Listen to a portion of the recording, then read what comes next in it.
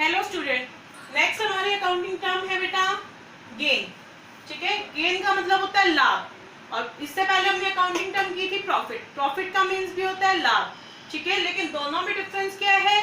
Profit जो लिया जाता है वो पूरे ईयर के प्रॉफिट के लिए लिया जाता है, पूरे ईयर में जो भी होता है।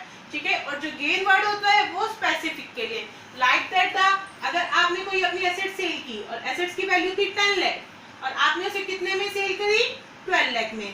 ठीक है, तो 2 लाख का जो आपको प्रॉफिट हुआ वो प्रॉफिट कहलाएगा gain on sale of assets. Understood? ठीक है, तो गेन क्या होता है? स्पेसिफिक पर्पस के लिए। ठीक है, ये एक तरीके का क्या होता है? Monetary benefit. ठीक है, प्रॉफिट और advantage resulting from an event. कोई भी इवेंट से कोई भी अगर हमें क्या हो बेनिफिट हो तो वो क्या कहलाता है? गेन। ठीक है, एग्जांपल मैंने बता दिया आपको कि कोई भी आपके पास एसेट्स है, 10 लाख की है, आपने उसे 12 लाख में सेल किया है, कितने में बिक किया? ठीक है, तो आपको क्या होता है? जो बेनिफिट होता है, ठीक है, वो कहलाता है हमारा gain. Understood? Like that the, अगर आप कोई कोर्ट केस चल रहा है और उसमें कुछ विनिंग होते हैं तो वो भी क्या कहलाता है? गेन। अंडरस्टूड? नेक्स्ट वन है हमारी अकाउंटिंग टर्म लॉस। ठीक है, लॉस से तो समझ में आ रहा होगा, लॉस मींस हानि। ठीक है, क्या होगा एक अकाउंटिंग ईयर में? ठीक है, अगर क्या है हमारे एक्सपेंसेस,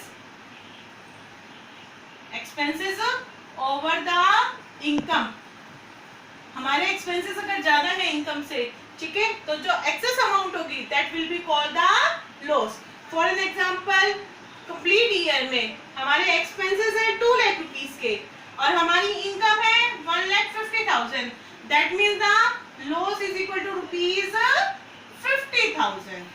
अंडरस्टूड? ठीक है, तो लॉस क्या होता है? The excess of the expenses over the income. ठीक है, कि जो एक्सपेंसेस क्या है हमारे, जितने एक्सपेंसेस ज्यादा है किससे? इनकम से, वो पार्ट क्या कहलाता है? लॉस। ठीक है,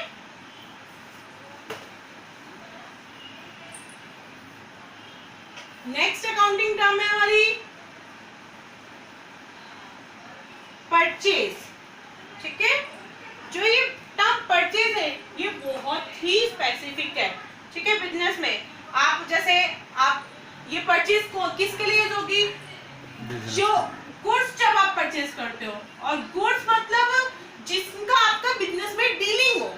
ठीक है, लाइक दैट अगर आपका बिजनेस क्या है? फर्नीचर का। ठीक है, और आप फर्नीचर परचेज कर रहे हो फॉर द रीसेल। आपने फर्नीचर खरीदा और आप किस पर्पस के लिए? The main purpose of the furniture क्या है? रीसेल।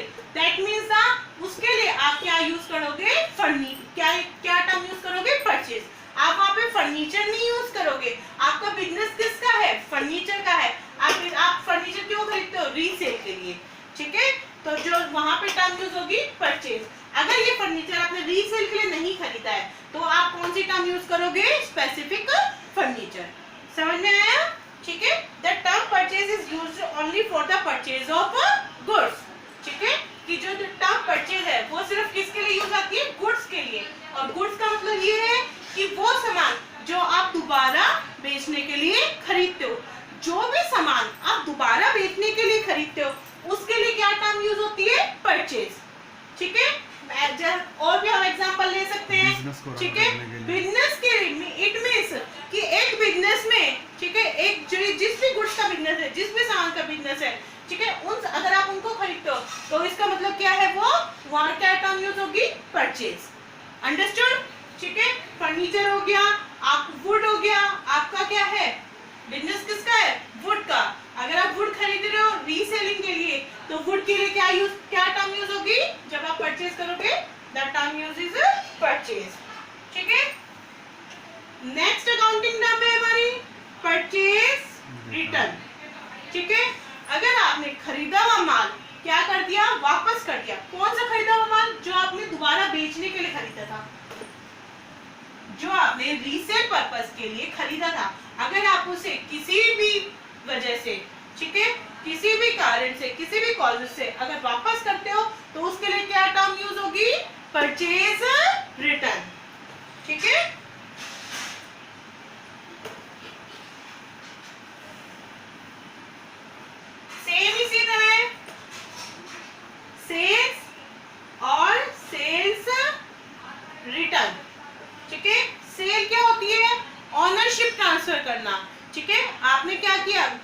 को बेच दिए, ठीक है, तो उस वहां पे क्या टर्म यूज होगी, सेल्स, ठीक है। जो आपने माल खरीदा था रीसेल के लिए, अगर आप उसको किसी और को बेच देते हो, इट मींस ओनरशिप ट्रांसफर कर दी है आपने किसी और को, तो वहां क्या टर्म यूज होगी, सेल, ठीक है। Sale mean transfer of ownership of goods and service to customer for a price, ठीक है। जैसे लाइक दैट दा आपने क्या किया, ए ने बी को कंप्यूटर सेल कर दिया, आपका बिजनेस भी कंप्यूटर का है, और क्या किया, तो क्या हो गया, ए ने ओनरशिप ट्रांसफर कर दी किसको, बी को। तो जब आप क्या कर रहे हो, ओनरशिप ट्रांसफर हो गई, तो वहां क्या टर्म यूज होगी कि आपने क्या किया है, माल बेचा है, ठीक है, आपने सेल्स की है, अंडरस्टूड। और इसी तरह सेल रिटर्न, अगर आपका बेचा हुआ माल आपके पास वापस आ जाता है, ठीक है, तो इट मींस वो क्या है, हमारे सेल्स रिटर्न, अंडरस्टूड।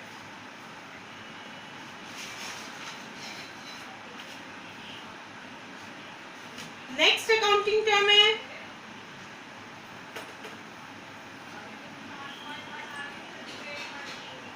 एंट्री, ठीक है। एंट्री क्या होती है, जैसे कोई आप इवेंट और ट्रांजैक्शन को बुक में रिकॉर्ड करते हो, जैसे ही बुक में रिकॉर्ड करते हो, किसको, किसी भी इवेंट और ट्रांजैक्शन को, तो हम उसको क्या बोलते हैं, एंट्री, ठीक है। When a transaction or event is recorded in the books of account, it is called entry. समझ में आ गया?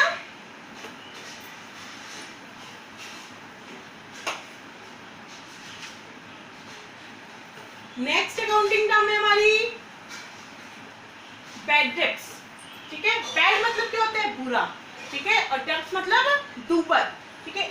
एक बिजनेस को अगर किसी से पैसे लेने हैं और वो पैसे नहीं मिलते हैं, नॉट रिकवर, ठीक है, और फ्यूचर में भी रिकवर नहीं होंगे, इट मींस इनरिकवरेबल,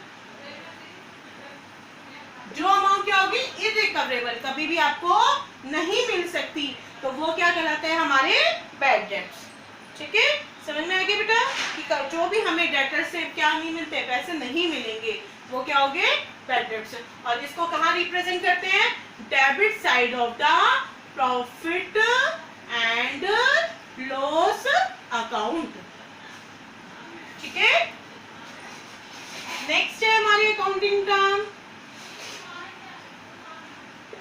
इंसॉल्वेंट, ठीक है। इंसॉल्वेंट का मतलब क्या होता है कि जो इतना एबल नहीं है, दिवालिया, ठीक है, सुना है ना कि वो पर्सन इंसॉल्वेंट हो गया। इंसॉल्वेंट का मतलब कि वो इतना एबल नहीं है कि आपके पैसे दे पाए। जो पर्सन, ठीक है, जो भी पर्सन क्या हो जाता है, जो इतना एबल नहीं बचता कि किसी के पैसे चुका पाए, तो उसके लिए क्या वर्ड यूज करेंगे हम, इंसॉल्वेंट, ठीक है। ए पर्सन और an enterprise which is not in a position to pay its debts, ठीक है। कोई भी पर्सन या एंटरप्राइज जो क्या नहीं कर सकते, अपनी डेब्ट्स, अपनी लायबिलिटी की पेमेंट नहीं कर सकता, तो वो क्या कहलाएंगे, इंसॉल्वेंट, ठीक है। और इसी का अपोजिट सॉल्वेंट, जो इतना एबल है पेमेंट करने के लिए, ठीक है। ए पर्सन और enterprise which is in a position, जो इस पोजीशन में है कि टू पे इट्स डेब्ट, जो अपनी डेब्ट्स की पेमेंट कर पाए, अंडरस्टूड, ठीक है।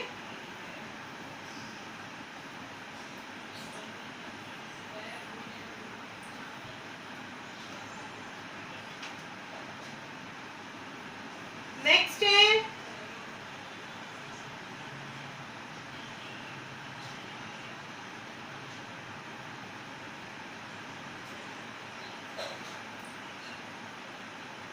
रिवेन्यू, ठीक है। रिवेन्यू मैंने आपको पहले भी बताया, रिवेन्यू का मतलब होता है इनकम, आय, ठीक है। लेकिन कौन सी इनकम हो, जो रेगुलर बेसिस पे जो भी रिसिप्ट मिलती है, all are called the revenue. Revenue in accounting means the income of a recurring और regular nature from a source, ठीक है। कि किसी रिकरिंग जो रिवेन्यू है, उसका मतलब क्या अकाउंट में, कि वो इनकम जो हमें रेगुलर बेसिस पे मिलती रहे, ठीक है, जो रेगुलर बेसिस पे मिलेगी वो क्या कहलाएगी, हमारी रिवेन्यू, ठीक है। Next one is the revenue from operation,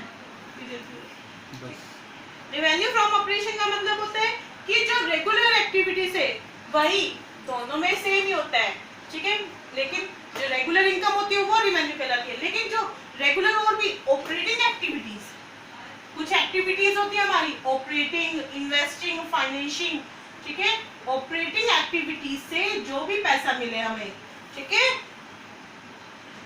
it is revenue earned by an enterprise from its operating activity. और operating activity means revenue from operation कब यूज होता है, जब हम क्या करते हैं, सेल, ठीक है, जब हम माल बेचते हैं, सेल ऑफ गुड्स, तो आप उसके लिए क्या यूज कर सकते हो, चाहे तो सेल टर्म, चाहे revenue from operation. When we sell of goods then we can use the term sales और revenue from operation। जब भी हम माल बेचते हैं, ठीक है, रेगुलर बेसिस पे, तो उसके लिए चाहे हम सेल्स टर्म यूज करते हैं, चाहे रेवेन्यू फ्रॉम ऑपरेशन। अंडरस्टूड, ठीक है। तो बेटा बस आज के लिए हमारी यही अकाउंटिंग टर्म, ओके।